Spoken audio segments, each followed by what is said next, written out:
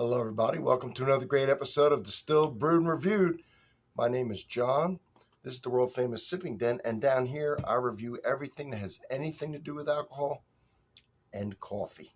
Oh, I got the playlist for you. Check it out. First comment, I always pin it because I have a link to the playlist that pertains to what I'm reviewing. In this case, bourbon. Have you ever heard of it? Have you ever had it? It's a Chicago bourbon. Now, I am here in the hub of bourbon. All right, I'm right here in Kentucky. So, let me see. Few straight bourbon whiskey, 46.5 alcohol by volume, 93 proof. Let's take a peek at it. There it is. Made in Illinois. Yeah. Evanston, Illinois. What else does it say here? It says, this 3 grain straight bourbon recipe, like all of them, unabashedly infuses generations of Southern tradition with the spiciness of Northern rye and a touch of malt for smoothness, malted barley. Handcrafted in small batches and aged in charred oak barrels. It is straight bourbon of uncommon complexity. Well, aged at least 4 years in charred new oak American oak barrels. If it wasn't aged in new oak charred container barrels, it wouldn't be bourbon, would it? All right, it's okay. Well, let's check out this unopened bottle of Few Chicago bourbon, which was started in 2011 by Paul Letko. It is named after Francis Elizabeth Willard, founder of the Women's Christian Temperance Union and one of Evanston, Illinois' most enthusiastic temperance advocates. Theory being, if we name a bourbon after her, she should be spinning in her grave. All right. Is she or is she proud that they're still remembering her after all these years? I don't know. What do you think? All right. Let's see. Oh, I'm just trying to open it.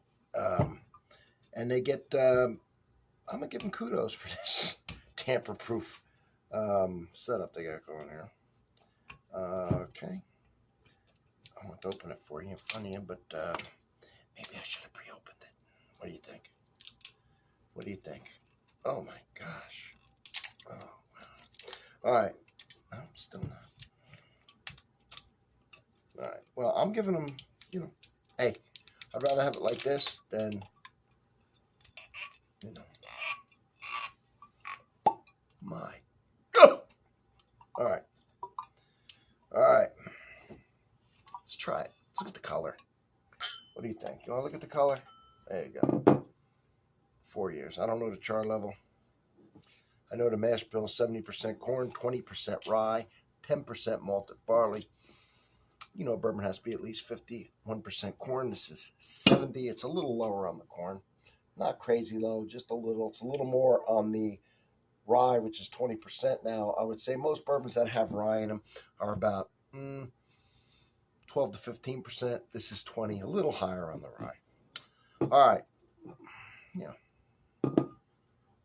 There it is. So, there it is. Okay. Now, color has to do with several things, right? Has to do with what char level it is. Has to do with how long it's been aging. All these things. Has to do with what part of the warehouse it's in, what floor, how much heat it gets, and it has to do with how much water is added to it, right?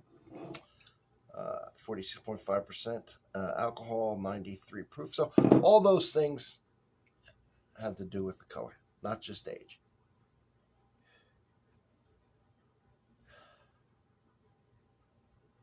I got a cool bubble gum. It's not the first time I've had it. I'm trying to pick out that rye, see.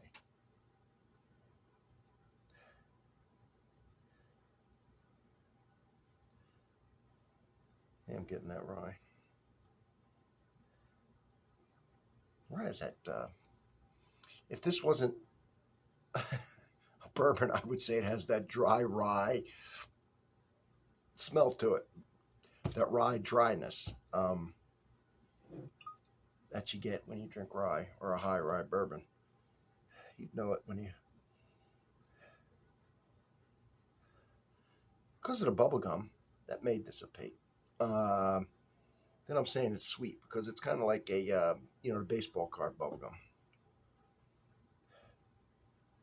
Now, since it's getting some air, see, getting a little more oakiness. Yeah, so I'm getting oakiness. Let's give it a taste. I'm excited about that. I want to clean my palate out, take the first sip, kind of coat my mouth with this whiskey to obliterate anything else that flavors that might be in there. Any coffee I might have drank today, anything I might have eaten. Do that for the first one. We'll get acclimated to it. And then for the second sip is when we'll actually go in for the flavor. Cheers.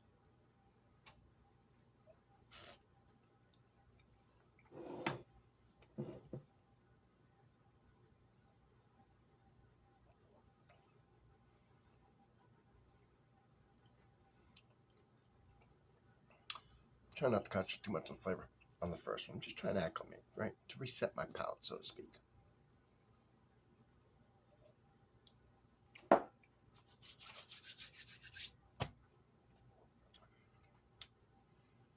Sweeter than I would have thought. But you know what? 10% malted barley and the 70% corn. Corn's a little low. It's where you get the sweetness, but you also get some sweetness out of the malted barley. For as much rye, 20% is not crazy. It's on the low end of a high rye bourbon. It's got a nice sweetness to it, actually. And that bubblegum smell is faded. It's more of an oakiness. Still got that little bit of bubblegum I'm getting in there. Wow. All right.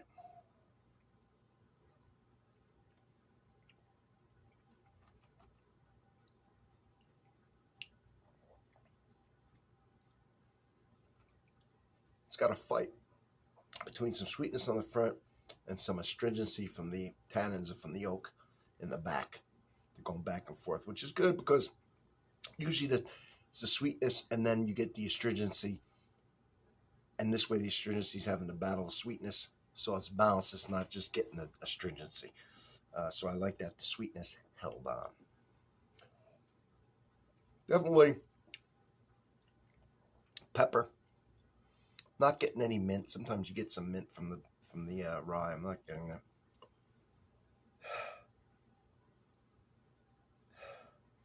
There's a cinnamon pepper, black pepper thing going on. Gives it that spiciness. I'm assuming that's coming from the rye, probably the pepper. Cinnamon, probably the bourbon. Wood. So it's better than I thought. You know who owns it? So I'm wearing this shirt because this shirt is Evan Williams. Evan Williams is owned by Heaven Hill. Heaven Hill owns this brand. Right? Heaven Hill bought this brand.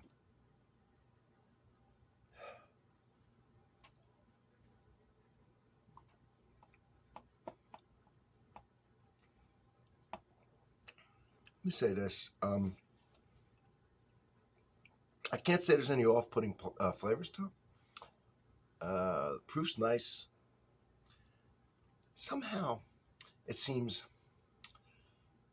So no off-putting flavors. The astringency from the wood is balanced with the sweetness. Even toward the end, it doesn't get all crazy on you.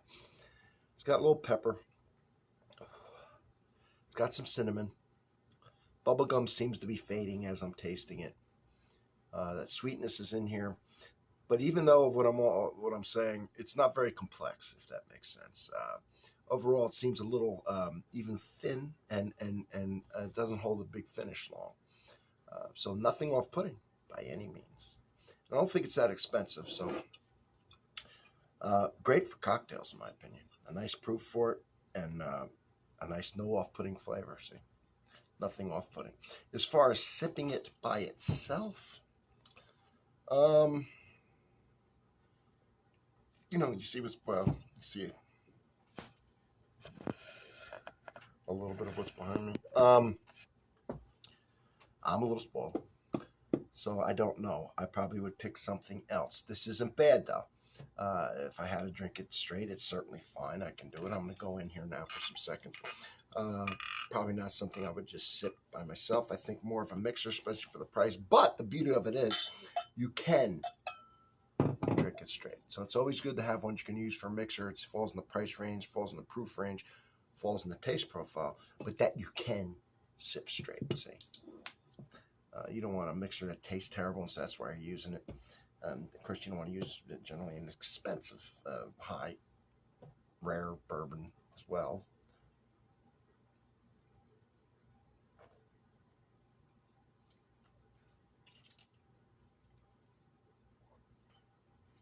Just a little thin, not very complex, but the flavors that are there.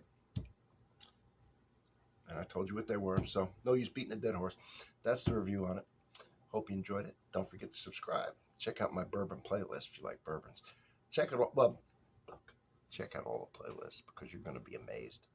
You're going to spend a couple hours in there. You're not going to be able to help it. You're going to be reading those titles going, oh my gosh, I got to check this out. And then you're going to be all immersed in these beautiful videos of all this cool stuff. And when you get done and those hours have flown by, you know what you're going to say? That is the best damn time I've ever spent. I can't get those hours back, and I don't want them back.